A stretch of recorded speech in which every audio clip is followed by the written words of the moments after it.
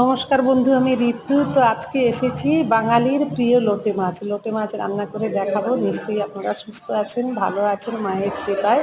আমিও সুস্থ আছি, ভালো আছি। তাই একটা ভিডিও নিয়ে আপনাদের সামনে এলাম।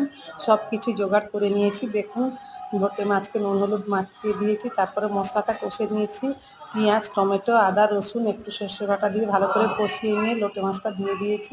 বেগুনটা আগে ভেজে রেখে দিয়েছিলাম, আলু বেগুনটা। তারপরে এই যে লোটে মাছটা রান্না হয়ে গেছে। দেখুন কত সুন্দর লাগছে, দেখতে যত সুন্দর লাগছে খেতেও ঠিক তত সুন্দর লাগবে। তো বন্ধু, ভালো লাগলে নিশ্চয়ই ভিডিওটা পুরো দেখবেন। একটা লাইক সাবস্ক্রাইব অবশ্যই করবেন বন্ধু, পাশে থাকবেন।